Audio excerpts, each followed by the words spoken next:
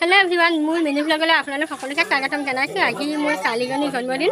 অকণমান আপোনালোককো দেখুওৱা তাইৰ জন্মদিন কেনেধৰণে উদযাপন কৰিছোঁ আহকচোন চাওঁ। আৰু এইজনীয়ে মোৰ বাৰ্থডে ছোৱালী। আজি তাই এবছৰ সম্পূৰ্ণ হৈ 2 বছৰত ভৰি দিছে।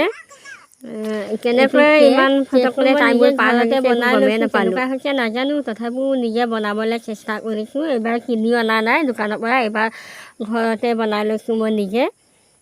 আৰু ভিডিঅ'বোৰ ভালকৈ বনাব পৰা নহ'ল, সৰু সৰু ক্লিপহে লৈছোঁ। আৰু এইফালে ভণ্টিয়ে পুৰি বেলি আছে আৰু বৌয়ে বনাই আছে।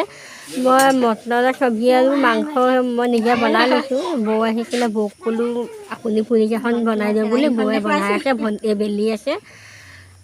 আৰু এনেকৈ ভিডিঅ'বোৰ মাজে মাজেহে ক্লিপ লোৱা হৈছে, ভালকৈ সম্পূৰ্ণকৈ দেখুৱাব পৰা নহ'ল। আৰু লং ভিডিঅ' বনাম বুলি ভাবিছিলোঁ, বনাবও নোৱাৰিলোঁ। গতিকে এনেকৈ মিনি ব্লগ এটাকে বনাই দিছোঁ।